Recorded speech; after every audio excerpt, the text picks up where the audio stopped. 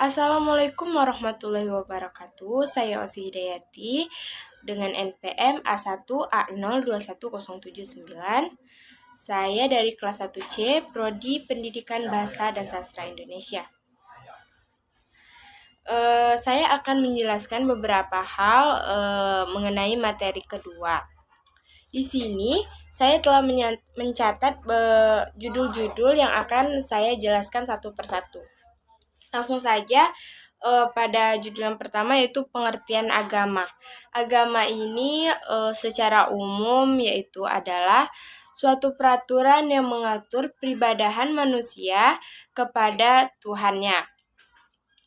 Dan agama ini mengatur hubungan antara manusia dengan manusia lain dan manusia dengan lingkungannya. Yang kedua itu menurut istilah. Agama menurut istilah atau etimologi, yaitu agama berasal dari bahasa Sanskerta. Nah, agama ini artinya tradisi atau tidak kacau. Agama terdiri dari dua kata, yaitu a dan gama. Kemudian agama ini memiliki definisi lain, yaitu suatu kumpulan peraturan yang mengatur manusia agar selalu berada di jalan yang lurus atau selalu berada di jalan yang baik. Kedua yaitu asal-usul agama. Nah, asal-usul agama ini berasal dari kepercayaan orang-orang yang terdahulu. Nah, penganutnya percaya bahwa Tuhan memiliki perintah dan perintah itu disampaikan oleh manusia pilihan yang disebut nabi. Nah, kemudian agama tertua di dunia yaitu ada 3. 1 Kristen, Yahudi, dan Islam. Ketiga agama ini memiliki asal-usul yang sama, yaitu dari bangsa Semit. Bangsa Semit dari Arab, dan kata Arab muncul pada abad ke-9 sebelum Masehi. Kemudian bangsa Indo-Eropa percaya bahwa adanya dewa-dewa pada masa itu. Tetapi bangsa Semit percaya kepada satu Tuhan yang sering disebut dengan monoteisme. Agama Kristen, Islam, Yahudi itu memiliki kepercayaan yang sama, yaitu mempercayai satu Tuhan. Nah, asal-usul yang sama ini tadi memiliki bukti yang dapat dibuktikan dari kitab Islam, kitab Yahudi, kitab Kristen itu dirumpun dalam satu bahasa, yaitu adalah bahasa Semit. Nah, dari sini kita mengetahui bahwa agama Kristen, agama Islam, dan agama Yahudi itu dari bangsa Semit. Kemudian macam-macam agama di dunia yang saya ketahui ada 10, yaitu 1 Kristen. Kristen ini terdiri dari Kristen Protestan dan Kristen Katolik. Kedua Islam, ketiga Hindu, keempat Buddha, kelima Sikh, keenam Yudisme, ketujuh itu adalah Taoisme dan Konfusianisme, ke-8 yaitu Bahai, 9 Shinto, 10 Jainisme. Nah, judul yang selanjutnya yaitu tujuan agama. Tujuan agama yaitu untuk membimbing manusia ke jalan yang lebih baik atau jalan yang benar, baik itu di dunia maupun di akhirat.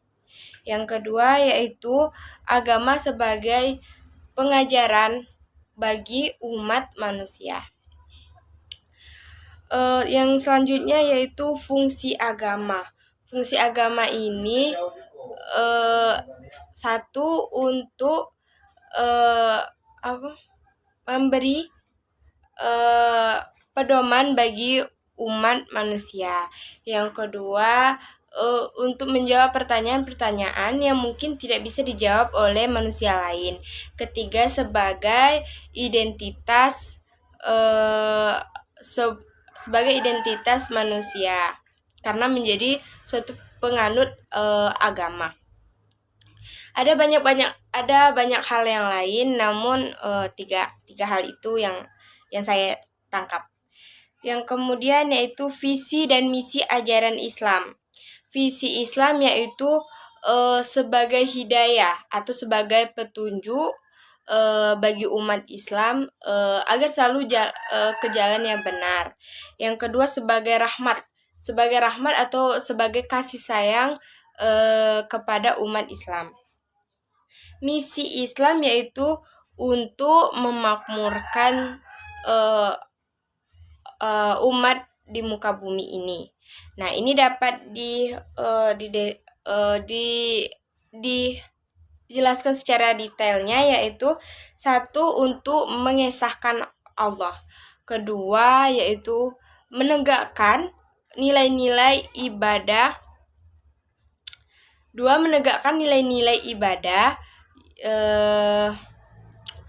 Yang bermuara kepada pengabdian total kepada Allah, tauhid. Ketiga, yaitu untuk mengimplementasikan nilai-nilai akhlak yang bertujuan diturunkannya risalah. Keempat, yaitu memakmurkan umat yang ada di bumi ini dengan nilai-nilai ibadah, tauhid dan akhlak. Selanjutnya yaitu tujuan dari Islam. Tujuan dari Islam yaitu untuk agar manusia lebih terarah di dunia maupun di akhirat melalui Rasulullah serta ajaran kitab dan hadisnya. Yang kedua yaitu sebagai petunjuk dan pedoman bagi manusia. Yang ketiga yaitu pembimbing dalam hidup manusia. Yang terakhir yaitu judul yang terakhir yaitu ruang lingkup. Ruang lingkup Islam ini mencangkup manusia dengan penciptanya yaitu Allah Subhanahu wa Ta'ala. Yang kedua yaitu manusia dengan manusia lainnya. Yang ketiga yaitu manusia dengan lingkungannya. Sekian dari saya. Wassalamualaikum warahmatullahi wabarakatuh.